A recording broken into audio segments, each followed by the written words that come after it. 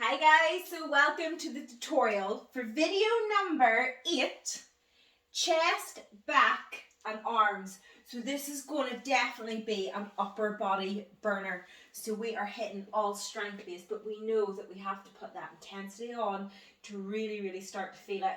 So yeah, we're going to start off with chest, we're then going to move on to back, and then we have some arm exercises at the end.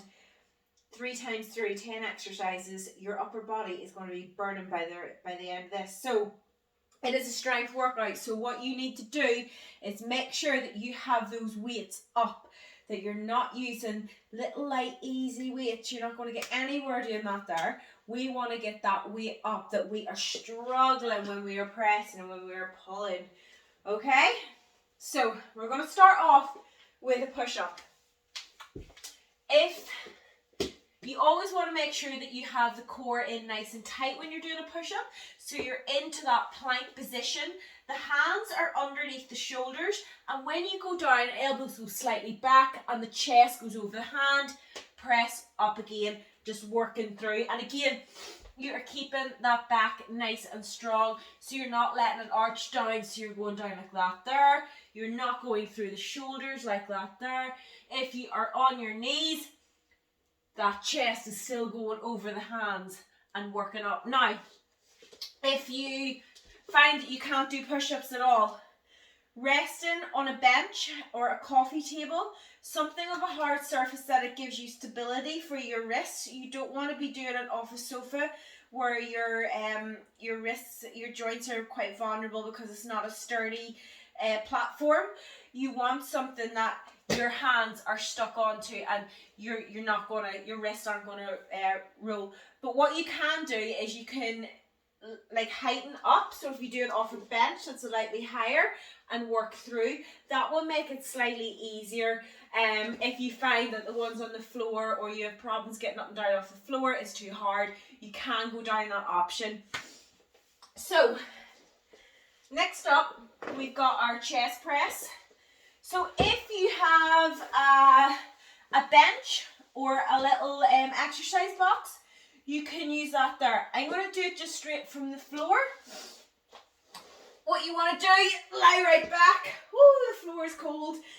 Keep the dumbbells or your barbell right above the chest. So you want a straight line from your hand to your shoulder. You don't want those rocking backwards or forwards that is setting that line of gravity off. Elbows go a wee bit lower than the shoulders and you press up, driving through with that chest. So you want to concentrate that you get that connection on the chest and work right through. Right. Next up, we're going to do chest flies. I know I done a chest workout not so long ago and it seemed to be a pretty big hit with you all. So we're going to do this one. We like training chest. I never realised that women like training chest so much. So, chest flies. I've went down to a lighter weight. So I've went down about 1 kilogram. You're going to keep overhand grip. Again, those dumbbells are right above your chest.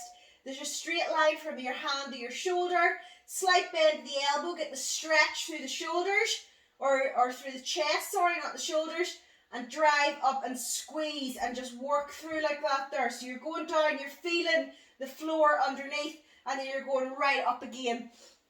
The good thing, if you do your chest presses and your flies from the floor, if you have any sort of shoulder issues, it's going to allow you not to go that deep that it might go onto the rotator cuff. So it's quite handy doing it on the floor, and I feel you get it all on the chest. So it's just getting up and down. Next up, single arm row. If you have something to lean against, you can lean against it and drive up. I'm just going to rest against my knee. Nice straight back. So you want a nice straight line. You don't want to be hunched over like this. You don't want to be arched up like that. Straight line down the back. That core is in nice and tight. And you're going to drive up to the hip. And you're just going the elbows up to the side. What you don't want to do is go too high up like that either. You're stopping there that you feel it in your back. Down again. Up. Right to the side. Don't go too high that you're then kind of shrugging and you'll feel it up here It's down here that you want to feel that. So we're going to go that side, and then we're simply going to change round to the other side, and it's exactly the same form. Up, think about what body part you're using and what you're training and where you feel it, and drive through. But don't be twisting through the body. Don't be driving that elbow up too high that you're like this. Don't be standing up like this either, like a tabletop, and drive up and down. That's why sometimes people find it easier if they use a bench. You could use your coffee table. Again, sofa is a wee bit hard on the wrist to rest against, so I would advise going that way. Right, next up, we are going to do an underhand row. Palms facing out like this. You're going to bend through the hips, and you're going to drive up to the belly button, just working through. Just driving through like that. And that is what we're going to do. And you'll feel that on the upper part of the back. So you're going to be feeling that going right across there. Underhand, drive up. You can do that with a barbell, you can do it with your dumbbells, or you can do it with a resistance band. It doesn't matter, guys. Right, next up. So, if you don't have a band, what I want you doing for this exercise is just overhand grip and driving up like that, okay? So that is going to be your alternative. If you have a band, we're going to sit and we're going to do seated row. So get that band round your feet, lock it in, get it nice and tight so you don't want to slacken, and you're going to drive in and just work through like that.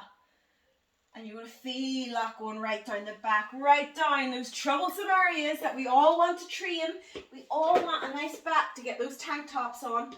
So next up, we are going to go to our tricep kickbacks.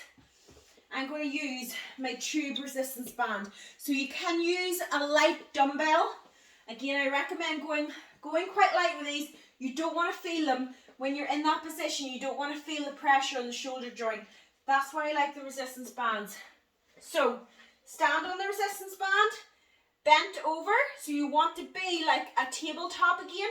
Don't be standing up too high, down nice and low. Elbows up the side, and you're going to kick out to the side, just working through like that, squeezing that tricep, and just working through. Again, don't go too far forward, that you then put that onto the bicep. Keep the tension on the tricep the entire time. 45 seconds in that. Then we're going to go into our tricep pulses. So arms straight, and you're just going to pulse through like that. Keeping the tension on those triceps the entire time. They're so hard. Right, next up, onto the biceps. We are going to do bicep curls. So elbows nice and tight at the side. You're then going to curl up, squeeze down neutral at the side again, curl up. With a bicep curl, I always like to get that twist, because your bicep is in charge of your arm being able to do that. So no swinging, stop dead at the bottom, drive up. Guys, those are our 10 exercises. We're going to do them 3 times through. Are you ready? Get the tutorial off, get that workout on, and let's go.